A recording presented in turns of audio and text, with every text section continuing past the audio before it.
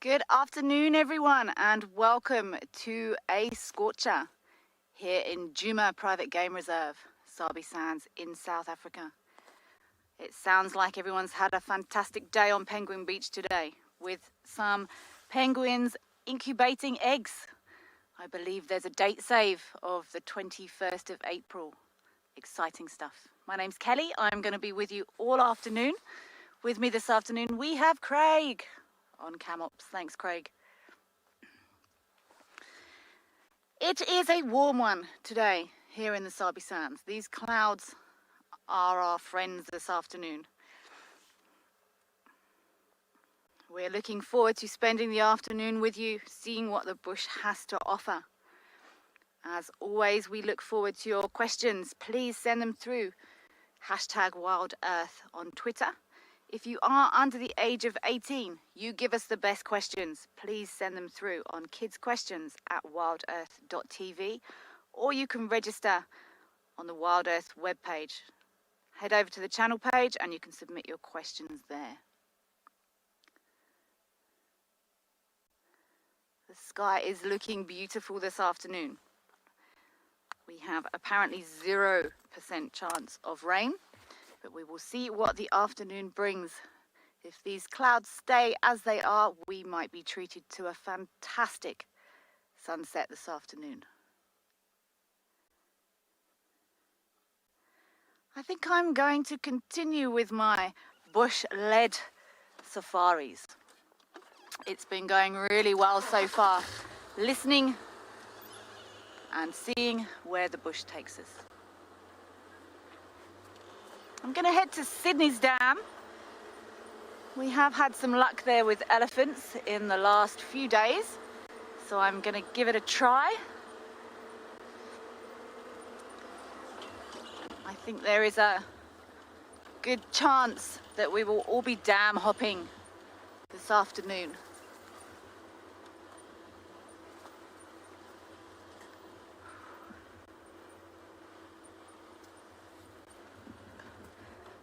The weather is warm. I'm going to send you across though to have an official look at what the weather is doing this afternoon.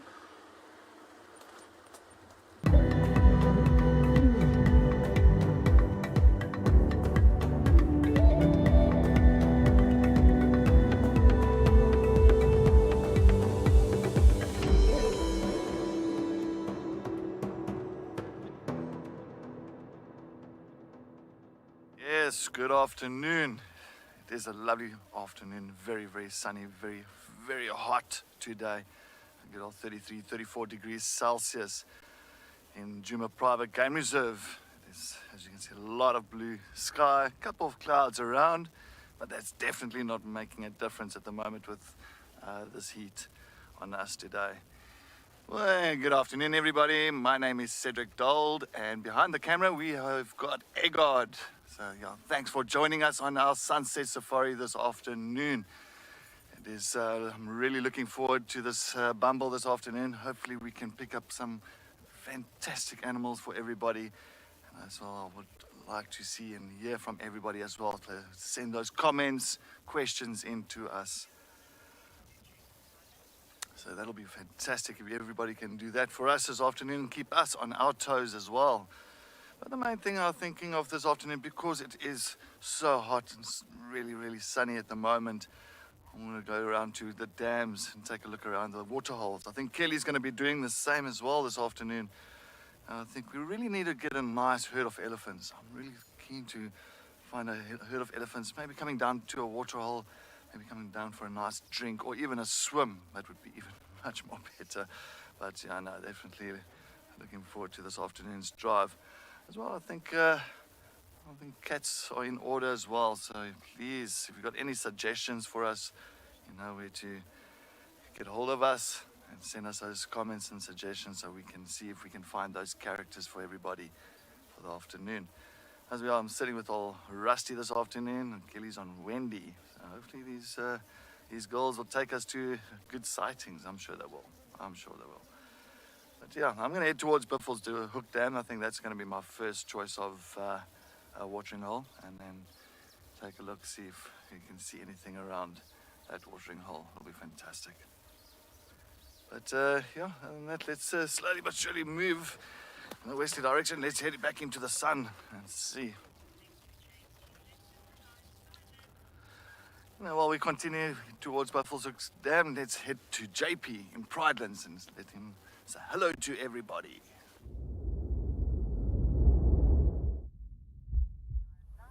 Good afternoon and welcome to Eco Training Pridelands, and we've got precisely the same plan as Cedric, as it is incredibly hot. At the moment we're actually watching a bachelor herd of impala while we're sitting in the shade and enjoying a breeze which is directly into our faces at the moment. So neither do they see us as we've situated the shade, and neither can they smell us from the position where they are. So my name is JP LaRue, and behind the camera we've got BK. But right over there, we've also saw somebody else which is using precisely the same tactics as what we are to make sure that we are staying nice and cool. But in her case, she's using it to ambush one of those impala rams. Let's see what plays out.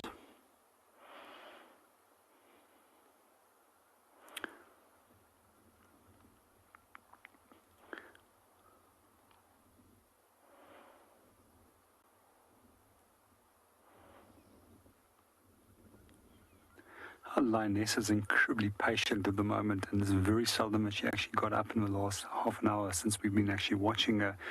And she's been lying flat down, and this is the first time that she's now got up and started focusing on what those impala rams are doing. And this is going to be a patience game, because if she does make one mistake, it means that they're going to run off, and that's the ticket for a meal is gone, and that she's going to have to restart a stalk and most likely somewhere else. But it makes perfect sense for setting up an ambush at a waterhole, especially on a day where it's so incredibly warm. And it's very likely that if these impala do move off, that there is going to be a host of other species which is going to attempt to come and make their way over here. Another thing when you're watching lionesses is that in lions hunting is simply that you have to be patient, because anything can happen at any moment. Sometimes you get lucky within a few minutes. Sometimes you go home after several hours without seeing anything. But I'm keeping my fingers crossed for her, especially seeing that she has to work on her own.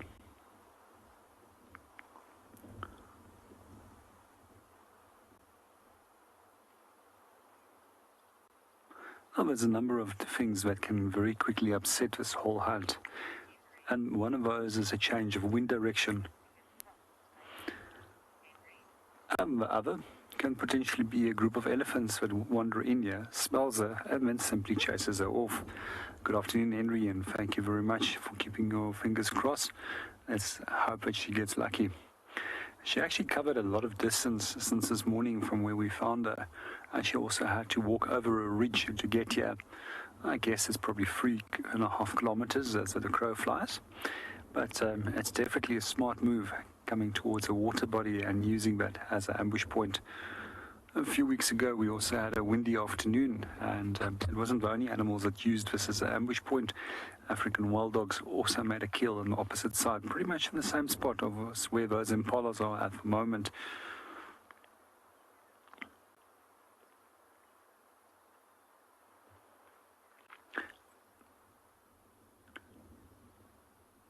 There was also quite a few times that we've actually found drag marks from leopards that also killed impala over here.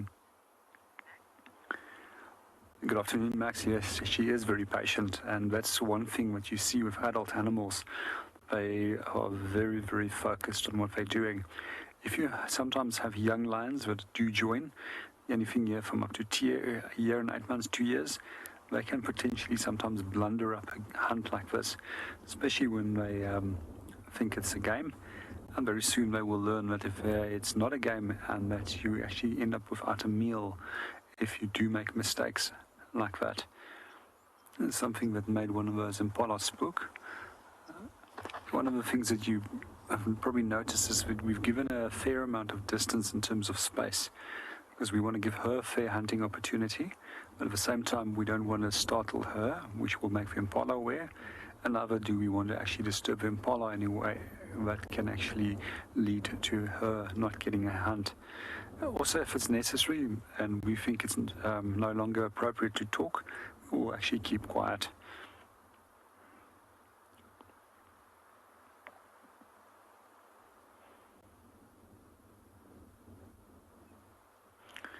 I just amazing. I just find it amazing how well she actually blends in a shaded area, and you can barely see her. And if we had to just drive past here, we probably would have missed her. And luckily, we did see her standing up, which helped us to actually spot her fairly easily. Even those black markings behind the ears and on the tail tip, which they use as a visual mechanism when it comes to following, is barely visible while she's actually standing underneath a shade.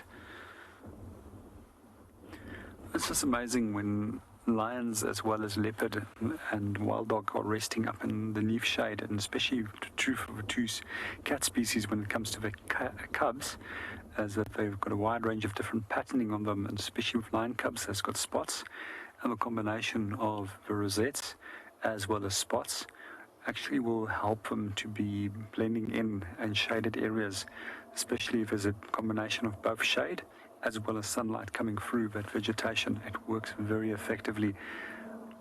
And then cats also have the ability to actually lie so flat down that you can barely see them. I've lost both leopards and lions in grass, which is barely knee-high, and that's at less of a distance than 2 or 3 meters away from us where we saw it, and thereafter simply gone. Well, looking at the wind's still strongly in our favor, and it's actually blowing to the east of us. Well, the animals are now on the northern bank, and that's definitely still very strongly in her favor that they can't smell her.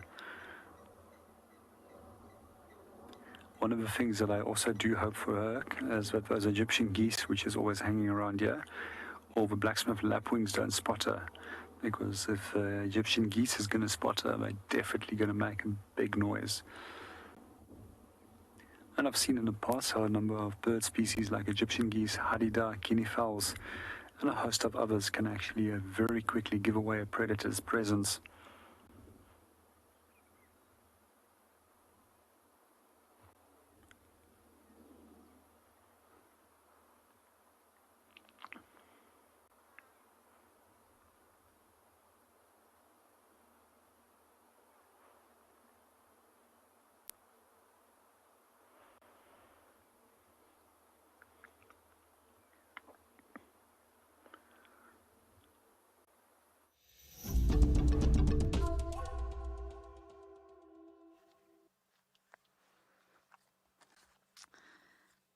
Just had a look around Sydney's dam. There was a big elephant bull, but far in the distance. There's lots of signs of elephants moving through here, so I'm just gonna sit for a little while and see if there's any more family groups that come to drink. These greens are soon going to be turning to browns and then to that bare, stark winter. Those orange colours.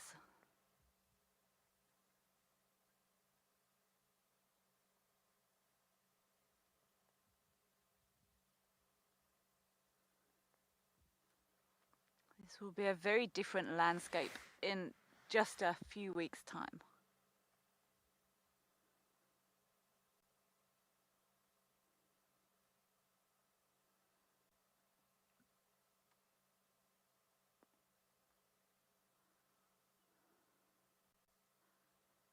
This grass will be reduced to almost nothing.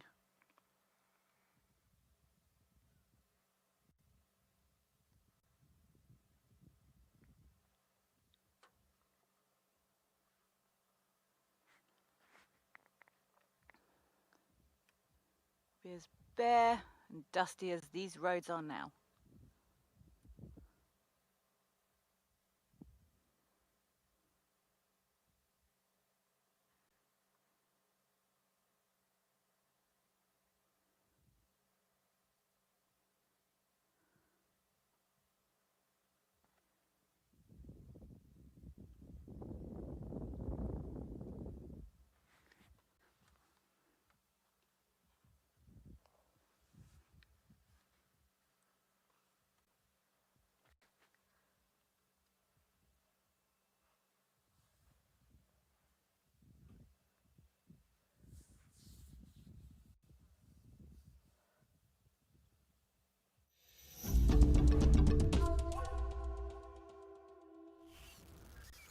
Welcome back here at Buffelshoek Dam. Whoop. I'm so glad we've got some elephants. I just had that feeling on a hot day like this, you have to go and look at the water areas. And we've got a nice, beautiful breeding herd of elephants. Looks like they've already had the little mud bath, and some of them looks like they're very wet, so they already had a nice swim inside of the dam. Even that little one is really, really wet all over, full of mud. Good protection, especially for a hot day like this, from the elements. They really cake their body full of mud, and just to suffocate the parasites, and plus it keeps them nice and cool on hot days. Nice, looking around, maybe looks like about 10, 11 in this breeding herd. There's a beautiful female flapping her ears, just keeping cool, making sure that the blood is cooled down in those ears. So when they do flap the ears, it actually cools the blood down because the skin is so thin on the ears itself at the back. There's really large blood vessels at the back of those ears, and when she flaps it, cools the blood down. So when the blood circulates through the rest of the body, it usually takes us about 27, 28 seconds to really circulate through the body, and will actually cool the body down itself. So very, very important for them. A lot of people thinking flapping the ears is it's an aggression, a sign of aggression, but no, it's just to really keep themselves cool. As well, you can find that these beautiful breeding herds was really run by an alpha male or a matriarch, and of course, the matriarch will decide where to go first, and where to go for a drink or where to go for feeding. But Patricia, yes, good afternoon. Thank you very much for joining us on our sunset safari. That is, look at the little one going across there. That is so cute. It's about a few months old. That is so adorable. Yeah, Patricia, they are absolutely amazing. The little calf, elephant calves, they are so amazing. And it's just the way they run, especially when they try and catch up to mom. Those little, like little legs, and yeah, no, they are special. Yeah, no, these you'll find that elephants here in the Greater Kruger Park will get to around about plus minus 60 years old. And yeah, they don't usually live too much longer than 70. 70 years old, they say elephants around in Botswana, because the vegetation they eat in Botswana is much softer, like more reeds. So the wear and tear on their teeth is much less compared to the elephants here in the Greater Kruger Park. You can imagine the vegetation is so much more coarse and rough. So the wear and tear on their teeth, is all those molars, is much higher. So once they get 6 sets of molars, and once the 6 sets has pretty much been worn down, you'll find that the elephants will actually die of starvation and not old age, due to they cannot put that amount of food in their system anymore. But there is this really rely on water. So usually your big elephants around about 20 liters of water at a go. And that's usually rely. Maybe they come to water holes around about maybe 2-3 times. That's why you'll find that the water is way busier. And look at that little one at the back. The little one is absolutely playing, running up and down there with mom, between mom and auntie. So they're all family orientated. So all the older females there, of course, will be sisters and aunties, grannies, mothers. Very much family orientated, a family structure. I do hear more elephants in the bush further behind, not behind us, but where these elephants are. There sounds like there's quite a few more coming down. I'm just going to sit here for a while. Hopefully we do get to see more coming through. But they are enjoying that mud quite a bit.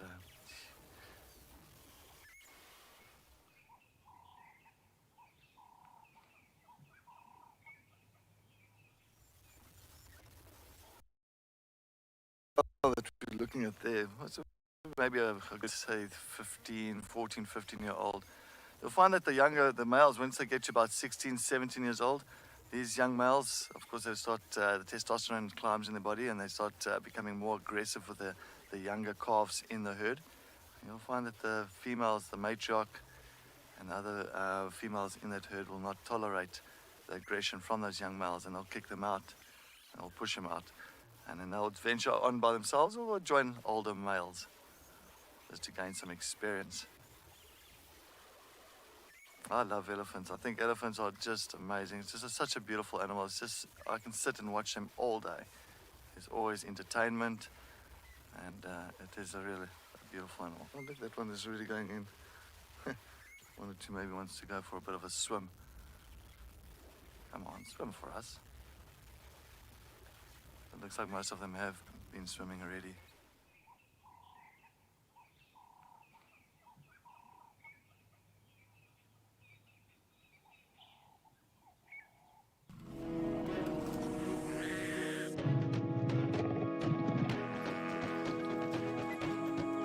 This afternoon, thank you very much for the comment. Yes, I love elephants. I can also spend so much quality time with elephants, and I think that's when you actually really see interesting things happen. You know, you just really sit there and just watch and just observe what they do and how they go about their daily, routine and feeding and drinking and swimming. And it is always so entertaining, especially the younger ones, especially these big herds. You've got the younger ones in there because they are really full of entertainment. Sometimes they start actually go swim together and they start like playing in the water, which is really funny and entertaining. Looks like they all really slowly but surely had their bath, a nice swim. I think some of them now want to move further into the vegetation. I think time to eat.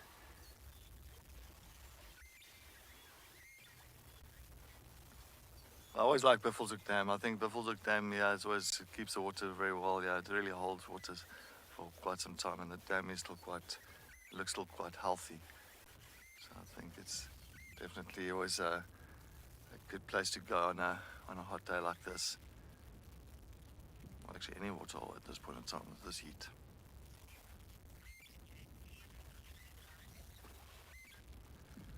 Yeah, well, we sit here further at Buffelshoek Dam and just observe these elephants around here.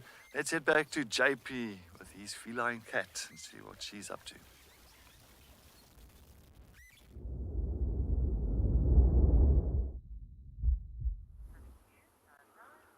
Welcome back to Brightlands. Our lioness is still very patiently watching the impala rams on the opposite side of a dam. So far, she's not moved an inch. And I hope they're going to slowly start making their way over here. One of the things that has been in her favor is that the wind has actually been picking up. And every now and then we see that there's quite strong gusts that are coming through. And those strong gusts is good for two reasons. It both hides her smell, as well as that it will assist with not giving away any noise that she can potentially make. However, lionesses are incredibly quiet. Both species like impala actually has very, very good hearing.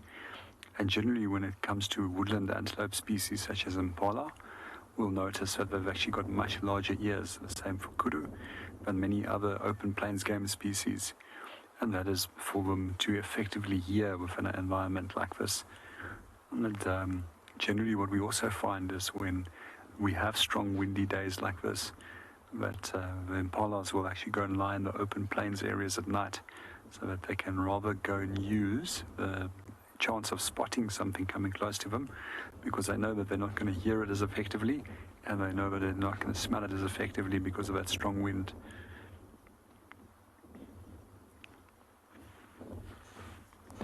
I actually want to have a quick look through the binoculars what the impalas are up to. The moment they're relaxed, they're very unaware of what she's doing and that she's there.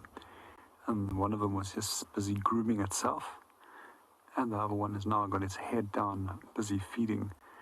If they do become aware of her, they'll start snorting, and sometimes they'll even come closer into that direction just to come and check what she's up to, and to also keep an eye on the potential threat, whatever it might be in their case.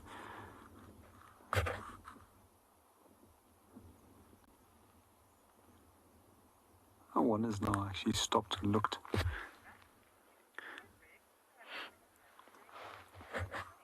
But one of the things that I did see in the past is when impala rams are actually fighting and they're getting distracted.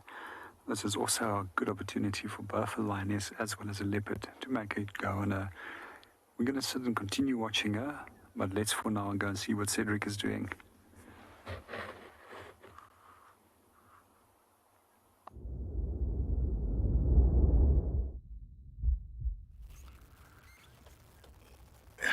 Yeah, welcome back to Buffelshoek Dam here on Djuma Private Game Reserve.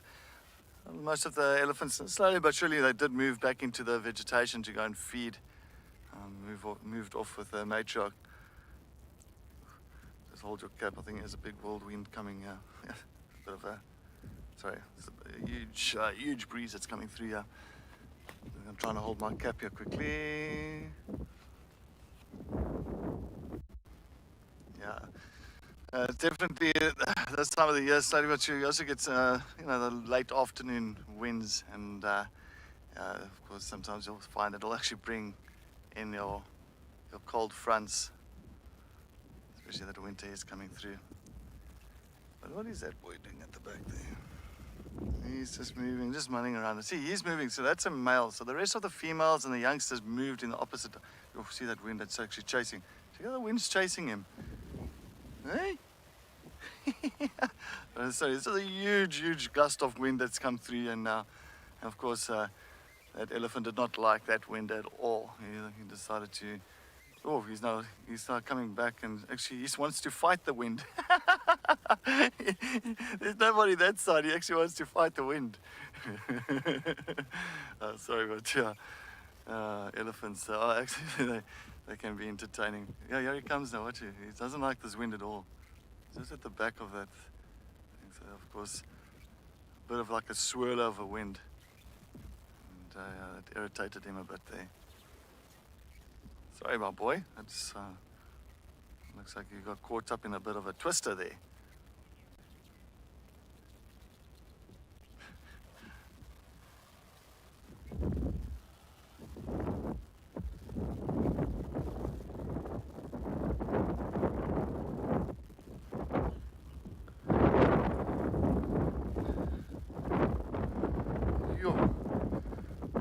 Tell you, look at this swirl. It's the swirler. This thing is a twister. This is a wind. It's a huge twister that's coming in the Buffelshoek Dam. I'm getting sprayed with water everywhere. Oh my word! Just watch the equipment here. Yo, because this water is coming all over us here. It's actually nice and pleasant. It's a bit of a, oh no, it's coming straight towards us.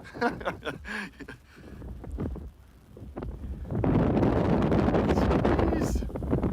Yeah, that is a bit of a. Wow. Wow. It's just amazing how things just change up just so quick, with being so hot and all of a sudden getting sprayed by a real funnel of water. Huh. Oh well, that was pretty interesting. I didn't expect that to come through. At one stage everything was really still, and now we've got this huge wind that's coming through. Of course chased chased that one male off. Put one there at the inflow as well.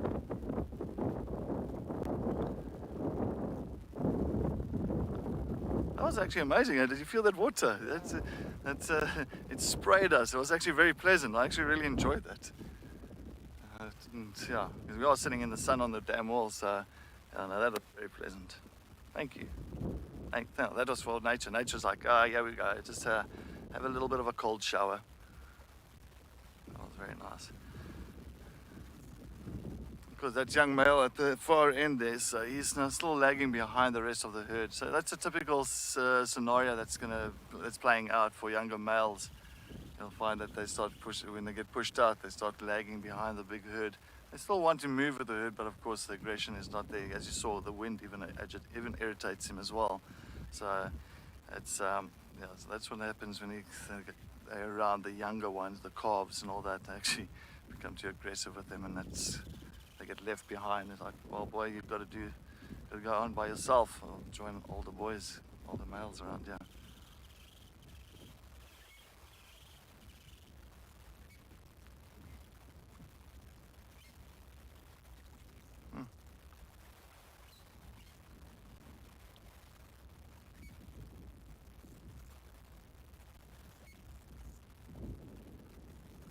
I saw a couple of the birds. I had a few fork-tailed drongo birds that was caught in the wind there.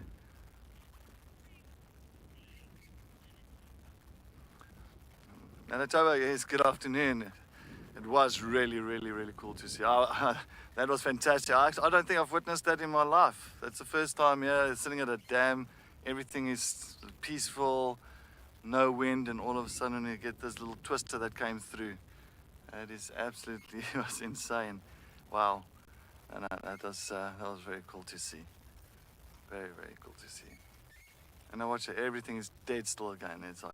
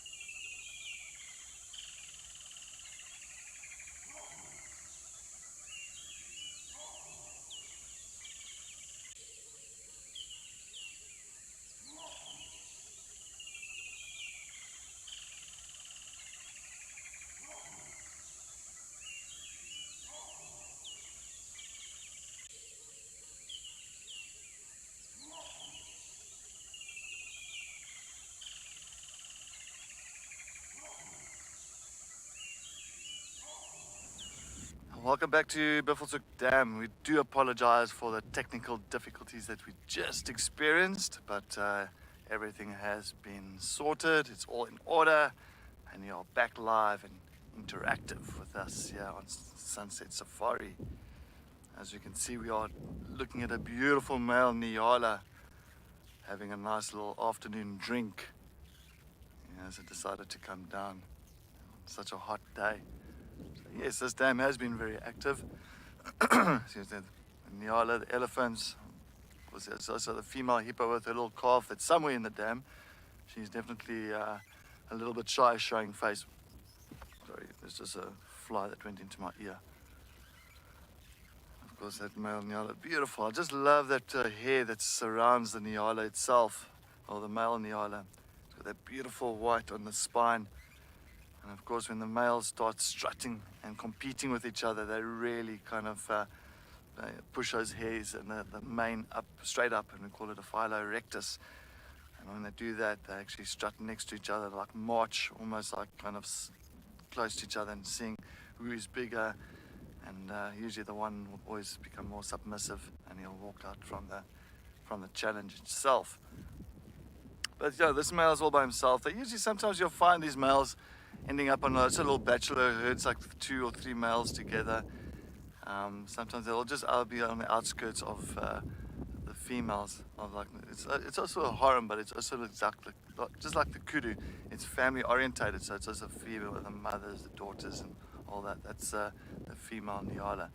And the female Nyalas are very much a different color to the males. The males got this real dark chocolate color to them, with those beautiful orange legs, where the females are like that, the same color as the males, that orange goldish legs. The females have got the same coloration on the entire body, with of course beautiful white stripes coming down from the spine all the way down to the belly.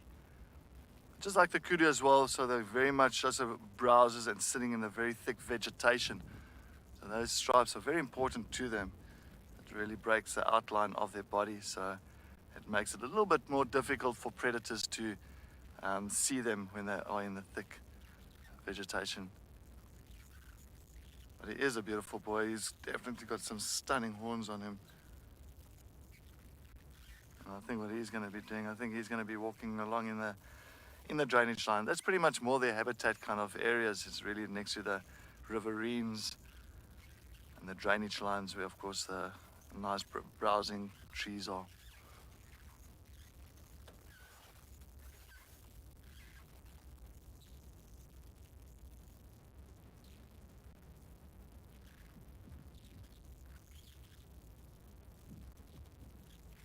You can see that beautiful white now, just down the spine.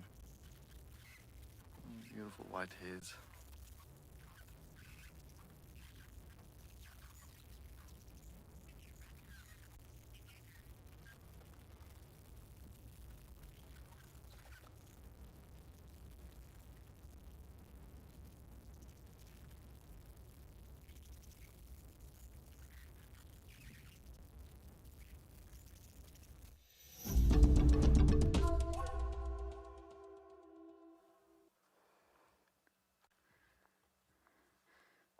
Beautiful torchwood, standing tall, standing the test of time.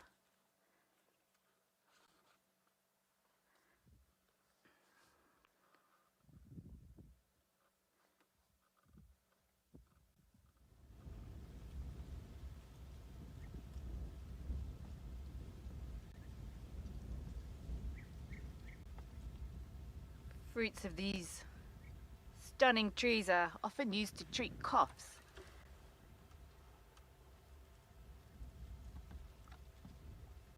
There's characteristic flutes along the branches and down the trunk.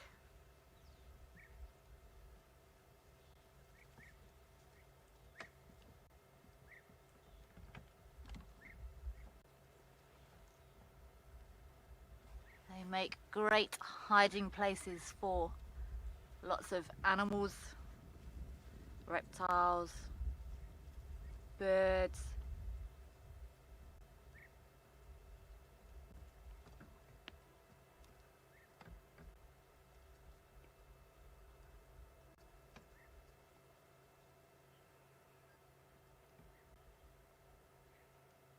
Soon, like the other trees, will also be bare as we go into the winter.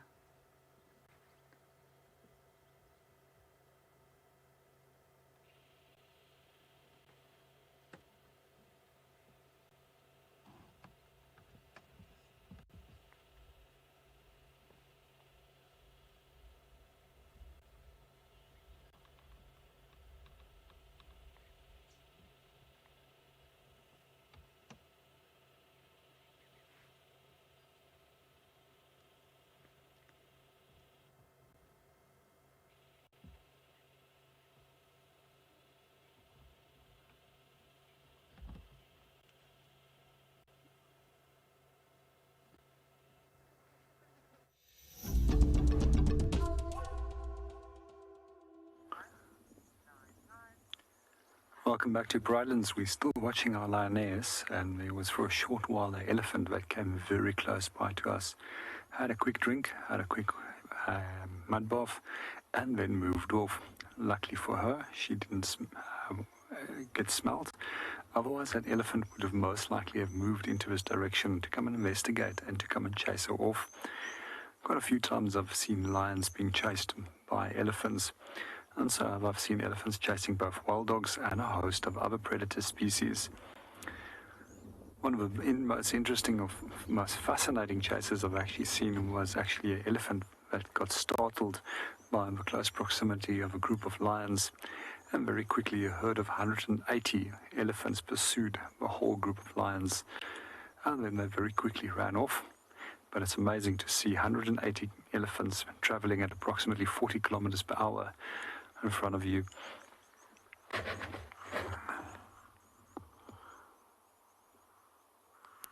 So one of the things that you always have to take into account is when you are going to sit and wait for a lioness to make a hunt, you have to really, really be patient.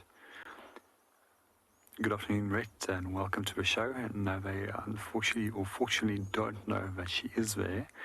And if they did know that she was there, they would have already started stamping feet as well as snorting. Either would have done a predator inspection by coming closer and investigating, or they would have ran off as quickly as possible. Generally, when you do find impalas that are startled by a predator at close range, they tend to scatter in a number of different directions, and then very quickly they will regroup.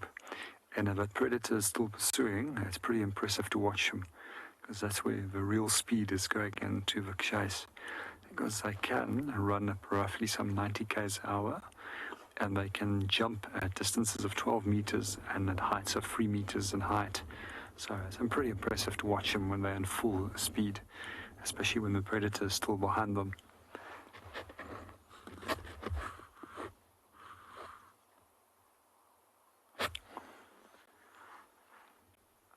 So one of the things that I've learned over the years is a lot of patience when it comes to working with animals, and especially when it comes to sitting, waiting for moments where there can maybe be a kill, which happens.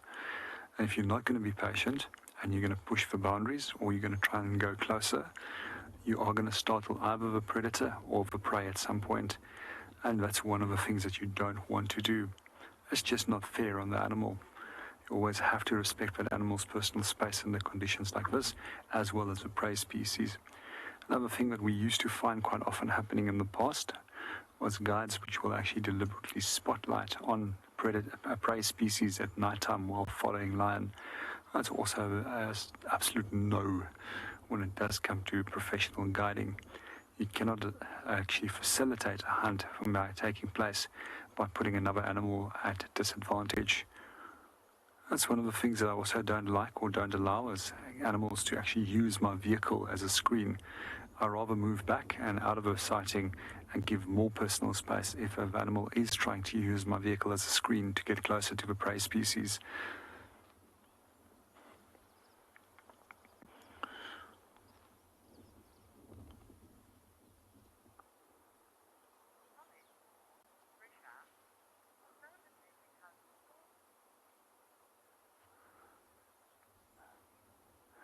Good afternoon, Patricia, and welcome to the show. It's in that calmness and stillness where the success is to making a kill.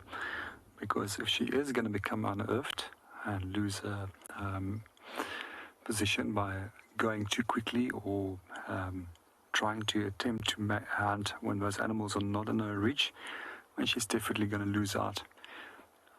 If I remember correctly, lions actually have a very low success rate on average when it comes to hunting.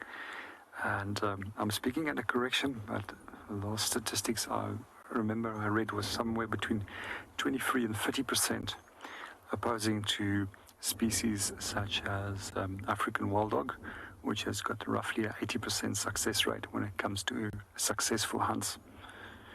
But what also is quite unique about the whole stalking process over here is the time of day at which it's happening. It's on the warmest part of the day.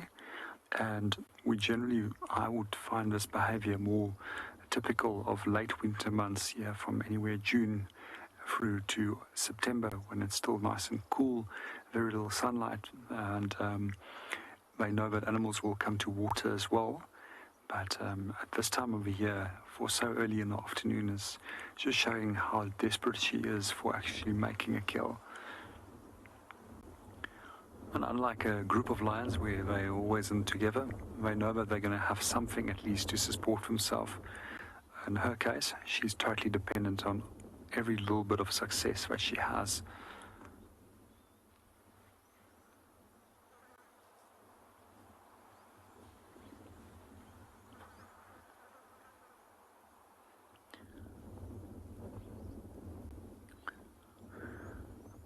It's actually when it comes to animals and patience, and nature in general, there's been so many different lessons that I've learned in nature.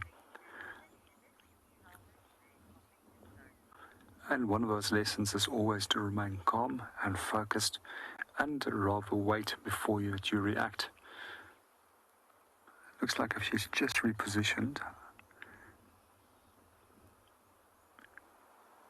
Well, we're going to keep on watching her, and if she does do something very soon, we'll come back. But for the moment, let's go and see what Kelly is doing.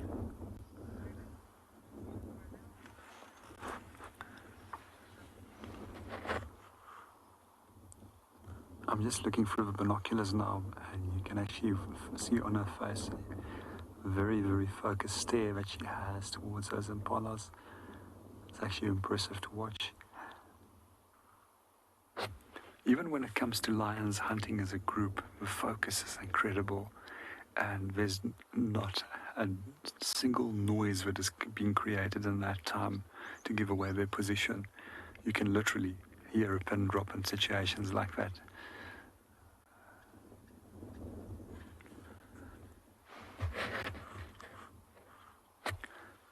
Seems like if a squirrel might have actually seen her now. I hear a little alarm call here from the side. It's one of the tree squirrels that is now alarming, hopefully for her. The impalas is not going to take it very serious.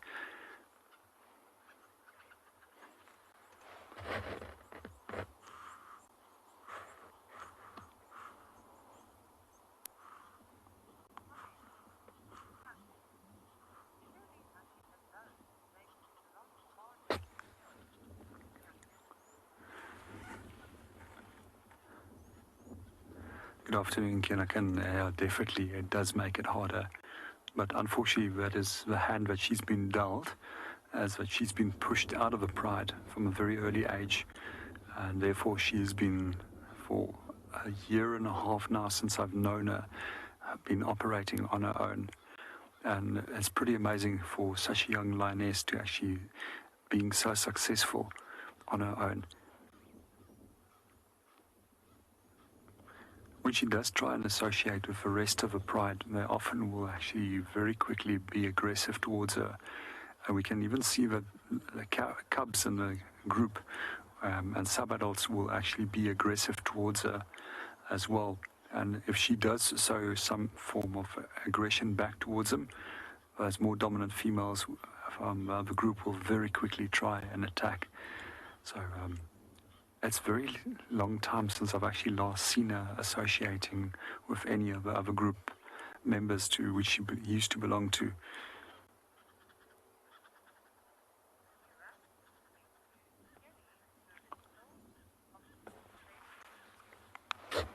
Well, we're sitting in the shade, and let's go and see what Kelly is up to while she's hopping from shady spot to shady spot.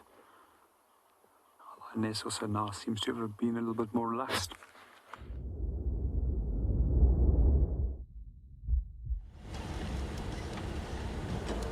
That's very exciting, JP, that your lioness is having a look at those impala. Lion in Tswana is Tau, T-A-U. My knowledge of African languages is minimal. Great name for a lioness though, Lagatha, very, very nice. Let's hope maybe she manages to get one of those impala this afternoon. I've come from Sydney's Dam through Sandy Patch and all the way down Impala Road. I've seen one impala snoozing in the shade. I didn't stop, I didn't want to interrupt him. I'm gonna pop out onto the cut line, and I think dam hopping is indeed the order of the day this afternoon.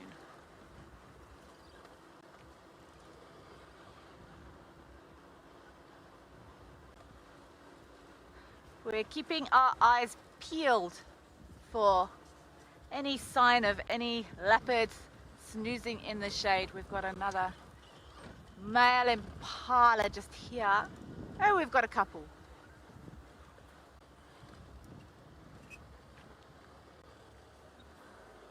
Oh, the sun is bouncing off this light sand.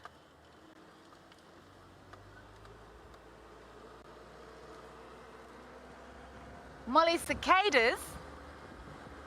I've never actually, I'm just trying to think if I've heard cicada. I was somewhere in the north of Kruger once, and I think it was a super hot afternoon, and I did hear cicadas absolutely deafeningly loud.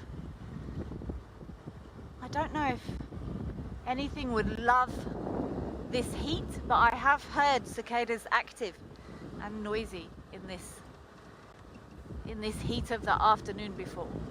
Up towards Pafuri, I think. Drove through a section and had to close the car windows, it was so loud. I certainly can't hear any at the moment.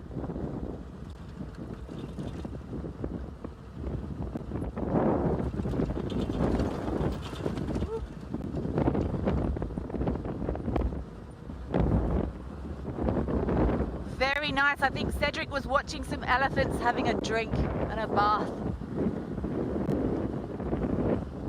Sounds like a good plan.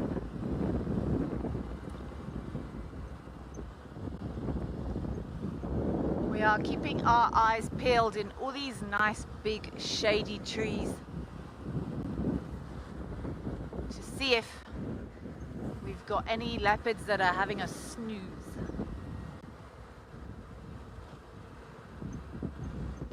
But I have learnt now it's not impossible to see any of the cats moving here in this heat.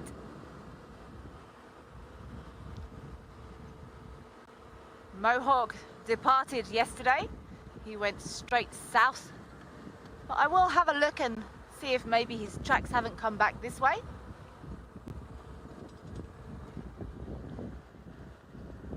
I'm going to pop around to Treehouse Dam and see if there's anyone home.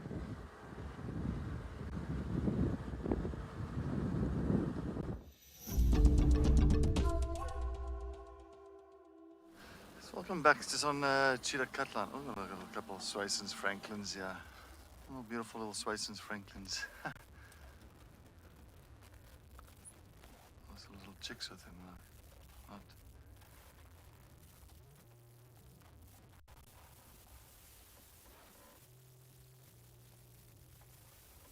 I love the little Swaysons Franklin. I love the little spurfowl. I love those red faces. Always looks like they are blushing. But those are just enjoying the coolness. You can see us as just really getting into the shade. And not trying to expose himself too much to the heat.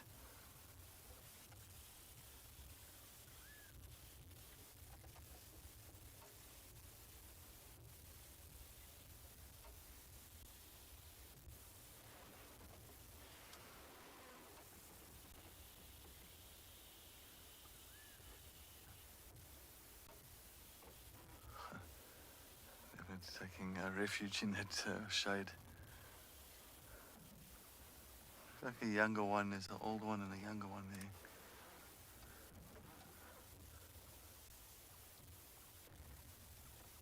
Oh, one's coming on the road.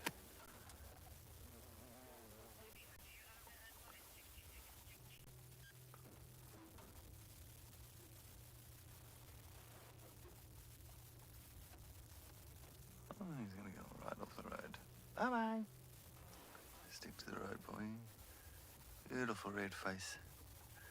Looking, he's leaving his mates behind. Oh, there he comes out. There's no coming out as well on the road.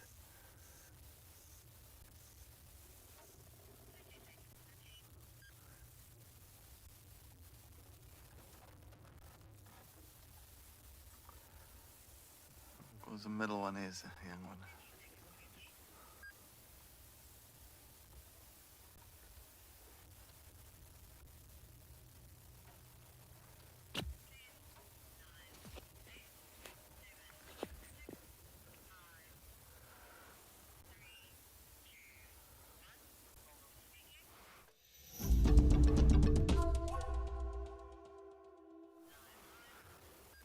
Yes, I'm just sitting here on the nice little Swaysons Franklins, still just enjoying this foraging around next to the roads, especially that the roads are on the side of the roads.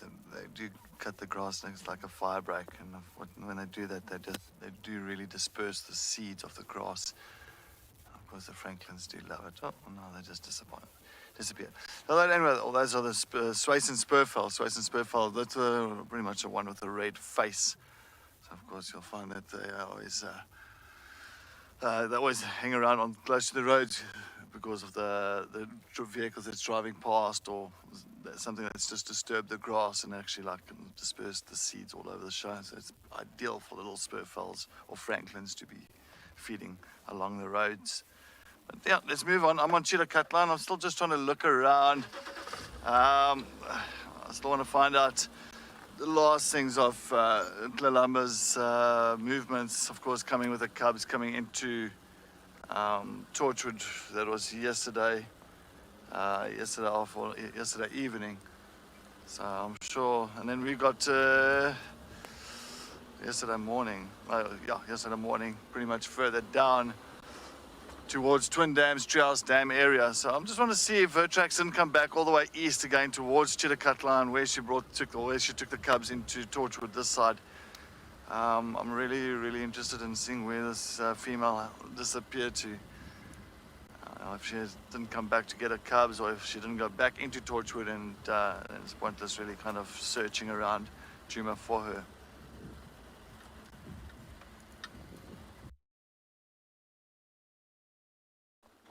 Just take a look. Usually many times she also uses this road, Mamba Road, coming all the way from Twin Dams. So I might actually thinking of doing that road, because I don't see any of the tracks coming out here. And I'll just go back a little bit. I'm also trying to look for some Devil's Thorn, because I'm actually need a little bit of sunscreen here somewhere.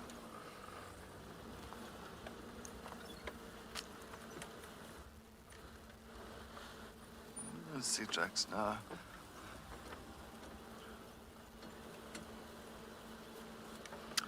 Just a lot of impala tracks and warthog tracks all over the show, yeah. Definitely no leopard tracks.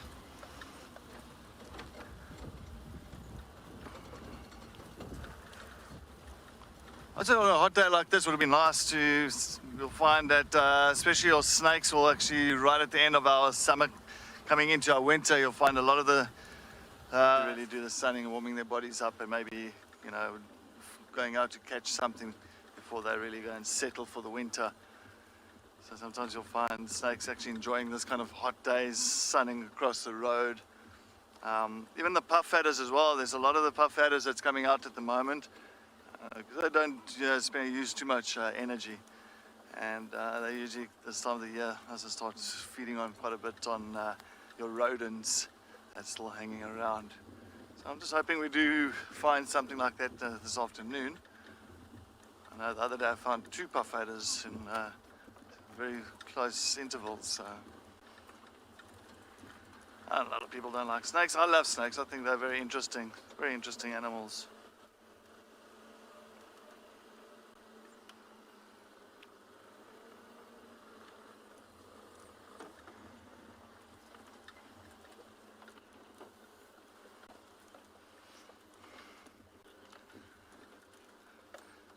Emma, good afternoon. Yes, definitely. I think the rock monitors must be basking on the rocks in this kind of heat in the sun. It's an ideal day for a lot of the lizards, skinks, monitors, snakes, anything that's really cold-blooded. It's an ideal day for them really to be sitting out somewhere. But yeah, I'm going to head down towards Twin Dam side now. I know we do have a couple of the water monitors that utilize that dam. So I want to see if we can maybe locate on some there. There's also a very small rock monitor that's in the Jackalberry tree there on Twin Dam. So let's see. I'm sure they'll be active on a warm day like this, I'm sure.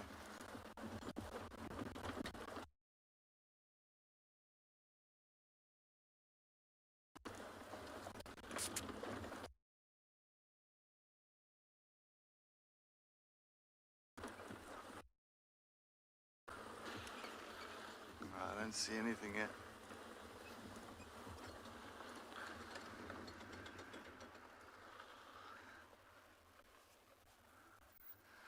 I'm just stopping. I just want to listen out. Sometimes I feel like I hear something.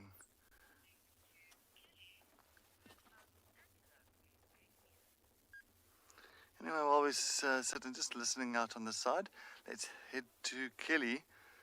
She's got some antelope that's got some satellite dishes attached to the heads.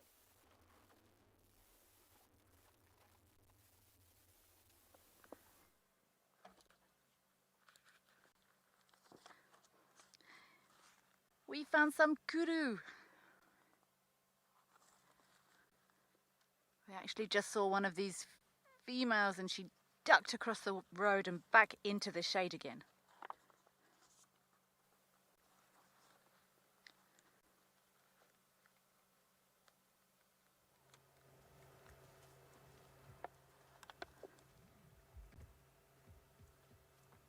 Everyone is hiding from this heat.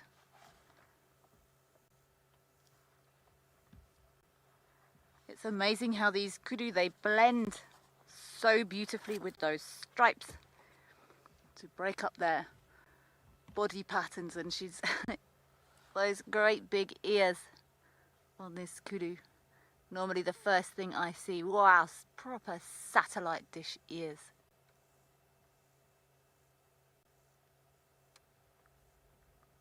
These browsers, as the seasons change, are gonna start to struggle. Bentley, yes, even the birds are quiet. I have seen a couple of birds, but they've been sitting under canopies of trees with their mouths open, trying to stay cool so far. As are these kudu. All of the animals here are stocking up in time for the winter shortages. I think these clouds have actually been burning off while we've been driving. They're looking beautiful though. It's a stunning sky this afternoon, but these clouds are almost shrinking before our eyes. They're disappearing.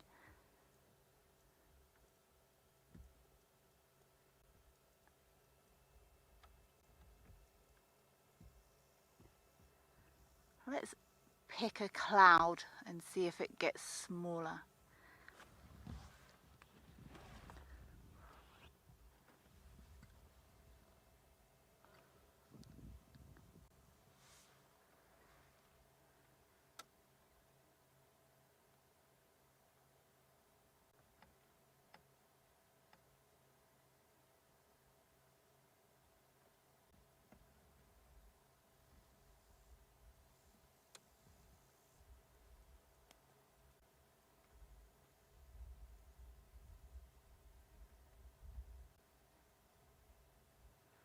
There was definitely more cloud cover when we came out this afternoon.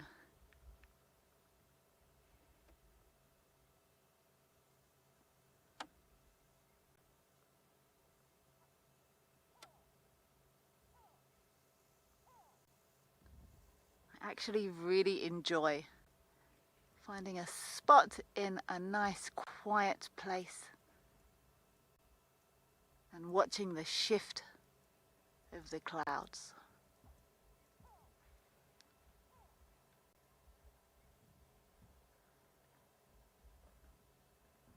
I just heard a grey go-away bird softly in the background behind me. The birds aren't calling this afternoon for now.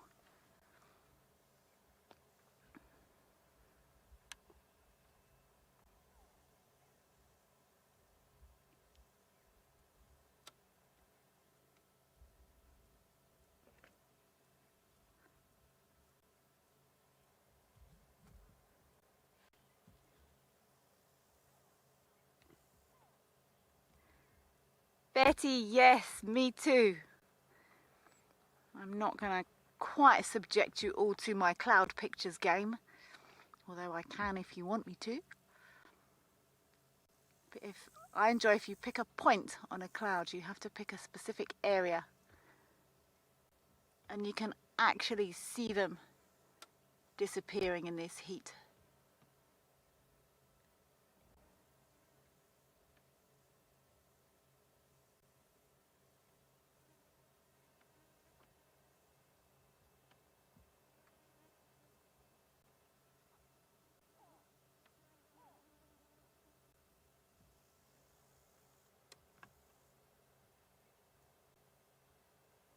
The ever shifting shapes of nature.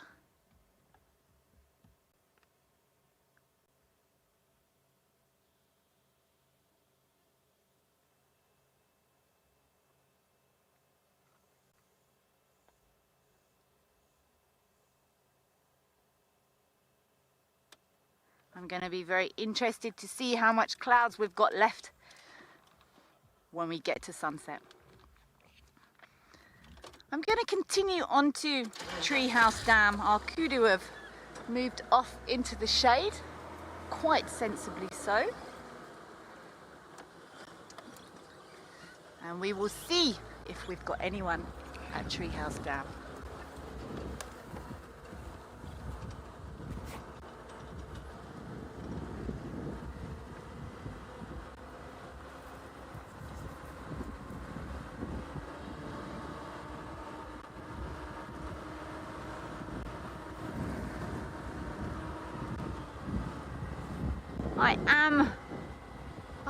I was going to say half expecting, that's a bit of a broad statement. I'm hoping to find some spots draped over a tree somewhere. Definitely better for any animals to get as much air around those bodies to keep cool as they can.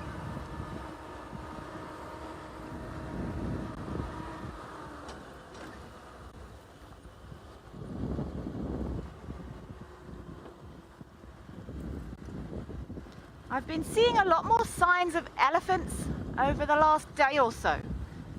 And I know Cedric did have some just now, so maybe they are starting to move back into the area.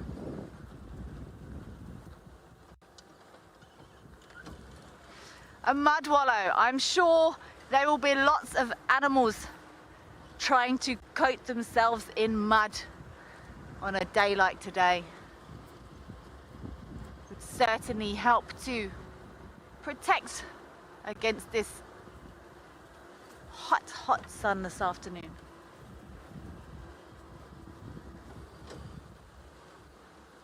I shouldn't worry, Craig, I think it's a log. I'm checking all the shady spots at termite mounds.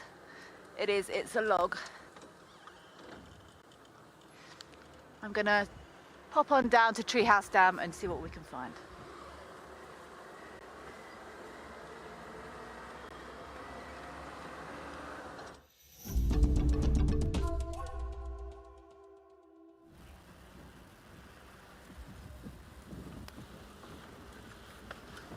Coming up to Twin Dams, just going to take a look around. Gonna see if I can find that water monitor somewhere here. Oh, there goes that.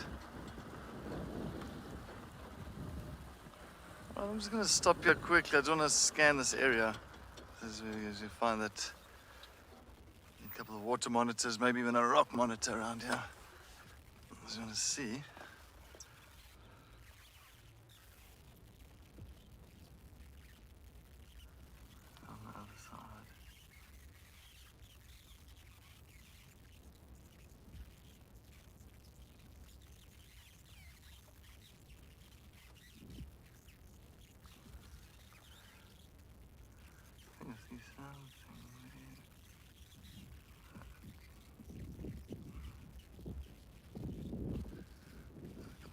Water thickness. Of course, some terrapins. Those are really swimming around in those really manky water, but they do really smell. And many times we actually go fishing and the terrapins will actually grab our bait. And there's nothing worse than picking up a terrapin. It leaves a real bit of a stench to the hand. There's some water thickness down there. I'm just trying to see if I can see them nicely there.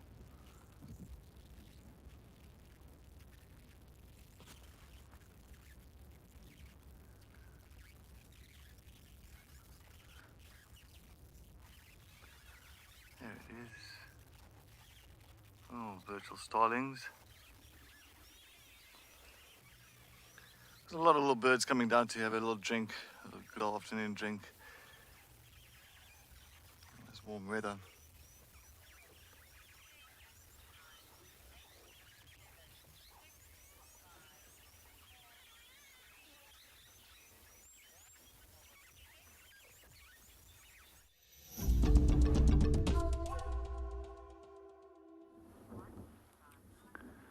Welcome back to Eco Training Pridelands. We're still at Leopard Dam. Unfortunately, our leopard, our lioness, has now moved off. Some tree squirrels spotted her, and unfortunately, they kept on alarm calling and the alarm calls that they created then attracted the attention of the impalas that then moved off. She then quickly went down to go and have a quick drink and then kept on moving into roughly a westerly direction away from the dam in search of an area where there's a little bit more peace and quiet and hopefully a meal opportunity for her. So we left her from this point as it's no longer for us worth following her, as that the area where she is also going into is incredibly thick and I definitely won't be able to get a vehicle inside there. Well, for the moment, we do have a red-billed hornbill that is busy preening himself over here close by. And directly behind him in the distance, you might see a splash in the water every now and then, as at one of the woodland kingfishers that are still around is busy plunge bathing. We're just going to do a silent segment from here and allow you just to listen to all the different sounds in the background.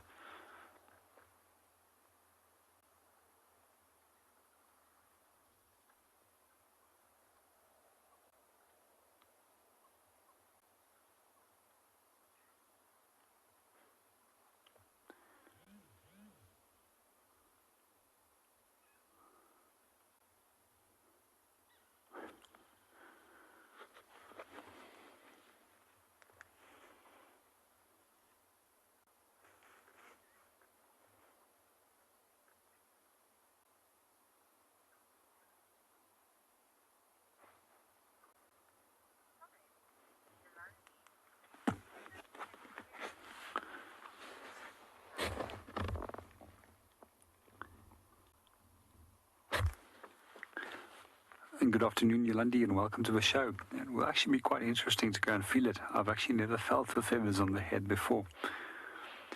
Quite often we unfortunately do find birds on our main roads that do sometimes fall victim to cars and sometimes also die of natural causes. And quite often I actually will go and investigate and go and have a look. One of the reasons why I always go and investigate when I find dead birds is to see if there's actually a ring on the foot. There's an organization in South Africa which is known as Safaring. If you do find rings, contact them, provide them with a ring number, and if you can potentially send them the ring, they will be very happy to get that ring, because that ring actually holds a host of interesting pieces of information.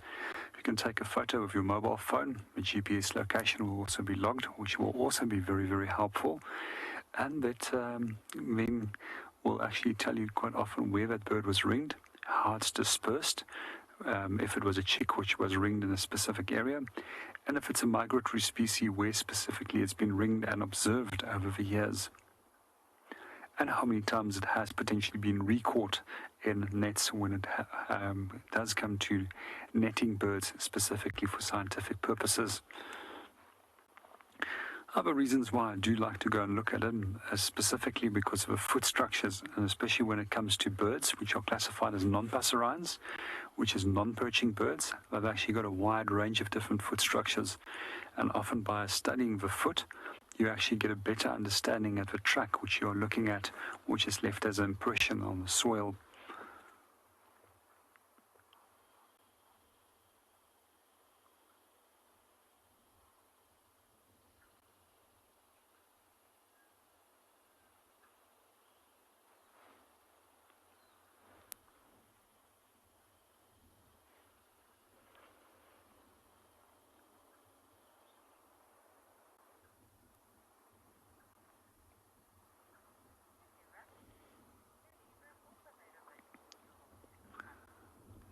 Well, we're going to hang around here for a little bit longer, and if nothing happens here, we're definitely going to go and try and see what's happening at Ndlovu Dam, as we did hear that there's a lot of elephants that went to go and visit there.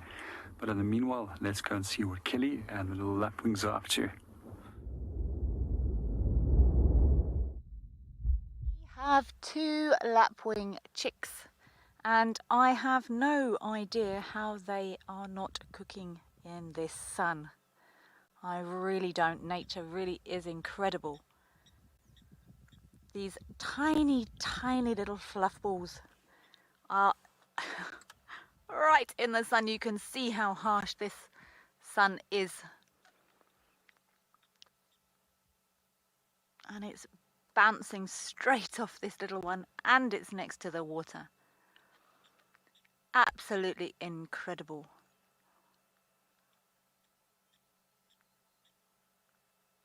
I did see the other one, but it's disappeared into the shade. So we still are at 2 chicks, which is great news here at Treehouse Dam.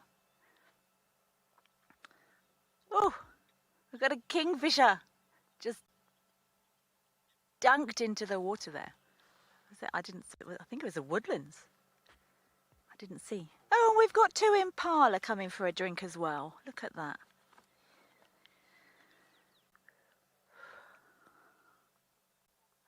Oh, wow. Okay. I think I'm going to send you over to Cedric. It sounds like he's got a bit of a standoff going on there with a lizard and a bird.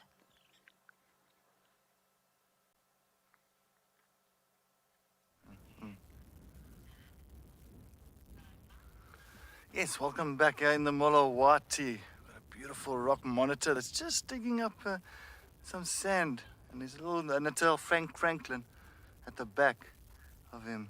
Just watching this monitor busy moving and just scraping up some stuff. I'm just trying to figure out what is this rock monitor doing. And that's exactly what I said. It is a very hot day, so it's perfect for these reptiles to really be more active due to warming of their blood in the sunny day. I'm just taking a look what he's doing, because he's definitely it's a medium size. I'd say maybe about a meter, just less than a meter size rock monitor. I mean, they can get up to about 2 to 2.5 meters. You can see flicking the tongue back and forth, just like a snake. So what they do, they pick up on any scent and it's onto the tongue, and then when they drag it back into their mouth, they actually scrape it over the organ of Jacobson's. Like it's a gland. It gives them exactly, it tells them exactly what they're picking up on and what's happening in the air. They're flicking their tongue back and forth all the time. I wonder if he's not trying to figure out if he's looking for something that they're trying to dig up, or maybe like a grubs or maybe some insects. I'm not too sure. I'm just very intrigued about this.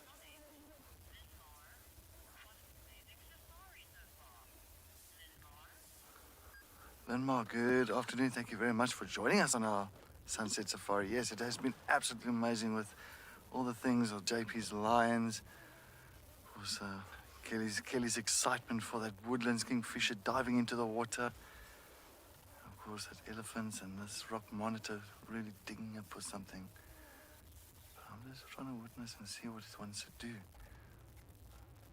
Because they do lay their eggs exactly like that, so they'll find a nice sandy area, a very soft area for them to actually lay their eggs. And I'll dig at least maybe about 15 centimeters deep. But I don't think this is, you can see it definitely hasn't got eggs. Oh, there. Hey! All right. So, of course, most probably like a little grub or maybe a larva that's sitting underneath and been laid by, of course, maybe a certain beetle. And it's exactly now, of course, digging it up and snatching at that grub. It's amazing how they pick it up with that tongue. It's really, really sensitive in knowing what's happening around there. Wow. You see new things every day. Natal Franklin is just sitting at the back, but I just want to see what it... I've got my binocs out here quickly.